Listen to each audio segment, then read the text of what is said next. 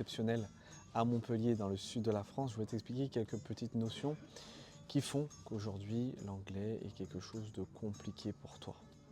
Voilà, il faut comprendre le chemin mécanique, le chemin neurologique qui fait qu'aujourd'hui, l'anglais peut être un frein, justement, que tu aies en tout cas ce frein d'apprentissage. Aujourd'hui, ce frein d'apprentissage te freine également dans ta carrière, dans tes voyages, dans ta vie personnelle, dans ton orgueil également, il faut le savoir, parce qu'un échec, c'est jamais quelque chose de fun, enfin en tout cas pas pour moi. Donc on va comprendre déjà, hein. Le but, la première chose, c'est comprendre d'où ça vient. Pour que tu saches déjà qui je suis Morgane, ça fait aujourd'hui 8 ans que je suis formateur d'anglais. J'ai pu travailler avec de très grosses sociétés, j'ai pu accompagner de grands groupes. J'ai bossé avec notamment IAD Immobilier, avec Partouche. J'ai bossé avec de très grands centres de formation, mais je te passe les détails. Aujourd'hui, on va parler vraiment technique et compréhension de l'humain, parce que à travers aujourd'hui mes 8 années d'expérience et plus de 2000 personnes que j'ai formées, je suis capable de t'expliquer clairement le pourquoi du comment. Ok, donc je vais résumer ça en quelques petites étapes orales. Ok, je te ferai une autre vidéo pour que tu comprennes ce process. Ok, également sous forme de schéma, de croquis, pour que ça soit peut-être plus digeste. Mais le fait de comprendre ça, c'est une vraie valeur ajoutée pour toi qui veut comprendre finalement pourquoi tu as autant de mal à maîtriser cette langue. Pourquoi des gens y arrivent, pourquoi des personnes naissent bilingues, pourquoi tu as des enfants qui parlent anglais alors qu'ils ont 6-7 ans, pourquoi tu as des adultes qui s'y mettent à 60 ans et à 60 ans et demi, ils parlent anglais couramment, et pourquoi toi, tu n'en es pas capable aujourd'hui. C'est aujourd'hui une vraie question. Et on va parler du coup de biais cognitifs, on va parler de pas mal de choses dans cette vidéo pour que tu comprennes que il y a des explications à tout ça et je viens te les apporter avec mon expérience, avec mon vécu, avec ce que j'ai pu mettre en place pour les différentes personnes que j'ai accompagnées. Aujourd'hui, plus de 2000 personnes que j'ai accompagnées. J'ai quand même pu faire beaucoup de recherches. Je me suis rendu compte de beaucoup de choses et c'est flagrant. Voilà, il y a des choses qui sont flagrantes. La première chose que je voulais partager avec toi, c'est la question de pudeur. La première chose. Aujourd'hui, il faut que tu saches que le français, le français, hein, le français comme toi, est le dernier sur la liste des pays qui parlent anglais. C'est-à-dire que tu vas trouver tous les pays de l'Europe. En dernière position, tu trouves la France. Source EF 2024. Dernière position, tu trouves la France. Et ça, je trouve ça très problématique. Mais il y a des explications à ça. La première chose et le premier frein, la première chose qui te bloque dans l'apprentissage linguistique, et je t'invite à t'abonner pour ne pas louper la prochaine vidéo. Dans la prochaine vidéo, je te ferai un croquis où tu comprendras très clairement le biais cognitif et du coup son impact. Et tu auras possibilité de combattre ça toi-même par des actions simples. On mettra également des actions, je citerai des actions que tu peux faire pour combattre ça. Ok, donc le but est purement éducatif, que tu le comprennes immédiatement. Donc, la chose à comprendre, c'est que tu as un élan de pudeur. Le français, bien qu'il soit dernier de la liste, il a peur du jugement. Et en fait, c'est ce qui va faire aussi qu'il est dernier de la liste. C'est le fait d'avoir cette peur du jugement, cette peur du qu'est-ce qu'on va dire, cette peur de qu'est-ce qu'on va penser, qui le bloque. Qui le bloque. Donc cette question de pudeur aujourd'hui, ça fait que toi, tu es dans cette énergie où tu te dis non, c'est pas possible tant que je ne maîtrise pas à 100% et que je ne suis pas sûr de quoi je vais parler, je ne parlerai de rien. Et ça, c'est la plus grosse erreur que tu puisses faire. C'est la plus grosse erreur. Pourquoi ? Parce que aujourd'hui, l'humain est quelqu'un de, dans la plupart des cas où j'ai pu former du monde, l'humain, le français est kinesthésique. C'est-à-dire qu'il a besoin de pratiquer pour apprendre. Il a besoin de pratiquer, pratiquer, pratiquer, pratiquer et pratiquer. C'est-à-dire que si aujourd'hui tu considères que tu ne pratiques pas par peur du jugement, tu es dans un cercle fermé, un cercle vicieux. Tu n'avanceras pas. Tu ne pourras pas avancer comme il faut. Donc, la chose qu'il faut que tu comprennes, c'est que tu as cet élément de pudeur qui te bloque. Ok ?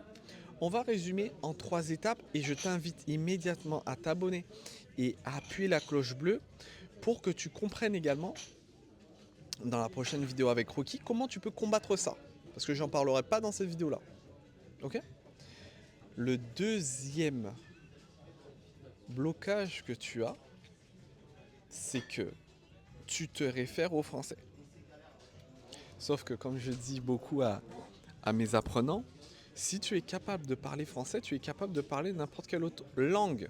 Elle est tellement complexe, cette langue, que aujourd'hui, les gens qui parlent français ne se rendent même plus compte à quel point ils sont chanceux de déjà maîtriser ça. Parce que quand tu es américain ou quoi, moi je connais des Américains et des trucs qui apprennent le français ou qui parlent français, ils savent toujours pas faire la différence entre la et le voiture. Hein. Ah, ils savent toujours pas. Après 20 ans d'apprentissage. Ils savent toujours pas pourquoi on dit la voiture et pas le voiture. Ils comprennent pas. Et je comprends qu'ils ne comprennent pas. Parce que moi-même, je sais pas pourquoi on dit une voiture et pas une voiture. Mais on dit une voiture. La langue française est une des langues les plus compliquées. Qui fait que si tu maîtrises aujourd'hui cette langue-là, je peux t'assurer d'une chose, l'anglais c'est du pipi de chat à côté. Donc, la complexité de la langue veut quoi ? Elle veut que tu ne puisses pas répéter 2 mots dans la même phrase. Abject. Imbuvable. Tu ne peux pas répéter 2 mots dans la même phrase. T'imagines quand même, c'est fou. Hein. Si tu répètes ça, tu reviens au problème d'avant. Jugement. Le problème de jugement. Tu répètes 2 fois le même mot dans la même phrase, tu vas avoir peur d'être jugé. Qu'est-ce qu'on va dire de moi si je dis 2 fois le même mot dans la même phrase ? Les gens vont penser que j'ai pas de vocabulaire, que je suis nul, que... Et deuxièmement, par rapport à ça, tu vas avoir le problème de belles et longues phrases.